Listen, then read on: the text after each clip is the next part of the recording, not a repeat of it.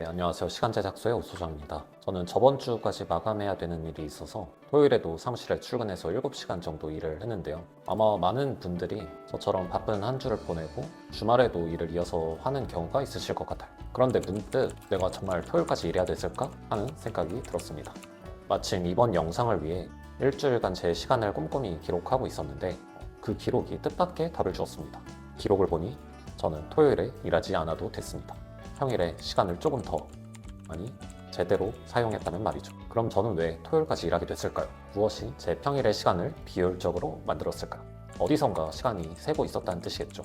오늘은 시간 제작소의 새로운 실험으로 이 질문에 대한 답을 찾아가는 과정을 보여드리려고 합니다. 제가 일주일간 기록한 시간 데이터를 바탕으로 어디서 시간이 새고 있었는지 솔직하게 공유를 드려보겠습니다. 이 영상이 여러분의 시간을 돌아보고 더 나아가서 의미 있는 시간을 확보하는데 작은 실마리가 됐으면 좋겠습니다. 그럼 제가 왜 주말까지 일해야 했는지 그 이유를 데이터를 보면서 확인해 보시죠. 그 답을 찾기 위해 먼저 제 시간 기록 방법을 간단히 말씀드리겠습니다. 저는 토글 트랙이라는 무료 도구를 이용해서 일주일간 잠자는 시간을 포함한 대부분의 활동을 기록했습니다. 보시는 것처럼 핵심 업무, 필수 생활 시간, 휴식, 개인 시간, 그리고 딴짓 같은 큰 카테고리로 활동을 나눠서 기록했습니다. 무엇보다 중요한 건 매 순간 솔직하게 그리고 꾸준하게 기록하는 것입니다. 그래서 제 일주일 약 168시간의 기록을 분석한 결과입니다. 가장 큰 비중은 역시 잠자는 시간을 포함한 필수 생활 시간으로 약 38%를 기록하였고요. 제 주 업무인 핵심 업무 시간이 약 26%를 차지했습니다. 운동이나 개인 약속 같은 것들은 약 15%의 시간을 차지했습니다. 여기까지는 아마 많은 분들과 비슷하거나 예상 가능한 범위일 것 같아요. 그런데 제가 주목한, 그리고 어쩌면 제 주말 근무에 실마리가 숨어 있을지도 모르는 부분은 바로 나머지 시간들이었습니다. 명확한 휴식으로 분류된 시간이 약 13%, 거의 22시간. 그리고 제가 딴짓이라고 기록한 시간이 약 8%, 거의 13시간에 달했습니다. 즉, 제가 흘려보낸 시간이 전체의 21%, 약 35시간이나 되었다는 거죠. 이 시간들을 평일에 잘 활용했다면 토요일에 출근해서 7시간 일할 필요 없이 카페 가서 여유롭게 커피 한잔 하면서 책을 볼 수도 있었겠네요. 그럼 왜 평일에 이 21%의 시간을 효율적으로 쓰지 못하고 결국 주말 근무까지 하게 됐을까요?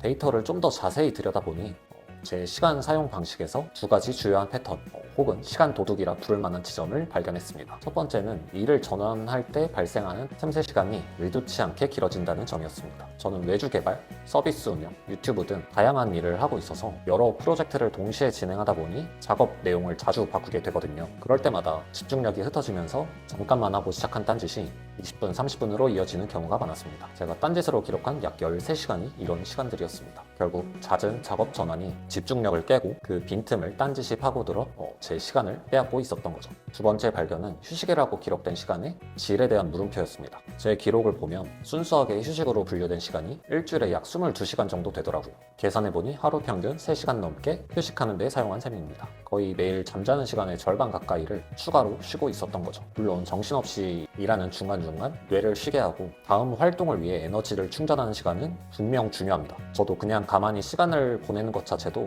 다음날의 집중력을 위해 필요하다고 생각하는데요. 그런데 제 휴식 시간에 구체적인 내용을 들여다보니 상당 부분이 침대에 누워서 인스타그램을 보거나 딱히 목적 없이 유튜브를 열어서 볼만한 영상이 없나 하고 새로 고침만 반복하던 시간들이었습니다. 솔직히 말하면 그 시간에 정확히 무엇을 했는지 떠올려봐도 기억에 남는 건 새로 고침뿐일 때가 많아요. 저는 원래 이런 시간들을 되게 좋아하고 저한테 맞는 휴식이라고 생각을 하고 있었는데 이번 기회에 스스로에게 진지하게 다시 한번 물어봤습니다. 하루 평균 3시간이나 되는 이 시간들이 과연 저를 정말 회복시켜주고 다음날 일을 할 에너지를 주었을까? 아니면 오히려 스마트폰의 자극에 뇌를 더 피곤하게 만들었거나 시간을 무의미하게 흘려보내며 오히려 다음 활동으로 넘어가는 것을 어렵게 만든 것은 아닐까? 하고요. 어쩌면 양적으로 충분했던 휴식이 질적으로는 부족했을 수 있겠다라는 깊은 성찰을 하게 됐습니다. 시간 기록 데이터를 살펴보니 결국 제가 토요일까지 일해야만 했던 이유는 명확했습니다. 단순히 일이 절대적으로 많았다기보다는 평일 동안의 업무의 잦은 전환과 그로 인해 발생하는 길고 질 낮은 휴식과 딴짓 시간에 생각보다 많은 시간을 빼앗겼기 때문입니다. 시간이 없었던 게 아니라 주어진 시간을 온전히 제 것으로 만들지 못했던 거죠. 오늘 시간 분석을 통해서 저는 의도치 않게 길어지는 틈새 시간과 질 낮은 휴식이라는 제가 주말에까지 근무하게 만들었던 숨겨진 시간 사용 패턴을 발견할 수 있었습니다. 시간을 직접 기록하고 객관적인 데이터로 돌아보니 막연하게 바쁘다고만 생각했던 것과는 다른 원인을 찾을 수 있었습니다. 물론 이것은 저의 경우입니다. 저는 다양한 일을 하면서 여러 프로젝트를 오가다 보니 작업 전환 후 집중력 저하가 큰 문제였고, 하지만 영상을 보시는 여러분의 문제는 다를 수 있습니다. 어떤 분들은 저와 비슷하게 잦은 작업 전환으로 인해 집중력 유지가 어려울 수 있고, 또 어떤 분들은 몇 시간씩 붙잡고 있어야 하는 단순 반복 업무 자체가 가장 큰 시간 도둑일 수 있습니다. 혹은 예상치 못한 다른 패턴이 있을 수도 있고요.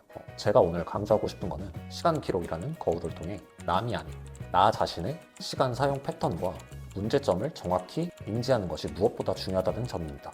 그래야만 각자 상황에 맞는 해결책을 찾고 시간을 확보하여 우리가 정말 원하는 의미 있는 시간을 만들어갈 수 있습니다.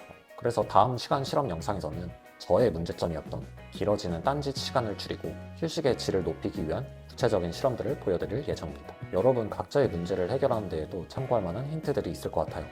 여러분이 시간 기록을 통해 발견하였거나 혹은 개선하고 싶은 자신만의 시간 사용 패턴은 무엇인가 댓글로 자유롭게 나눠주시면 저에게도 큰 도움이 될 것 같습니다. 오늘 영상이 공감이 되셨다면 좋아요와 구독 부탁드리겠습니다. 그럼 다음 영상에서 뵙겠습니다. 감사합니다.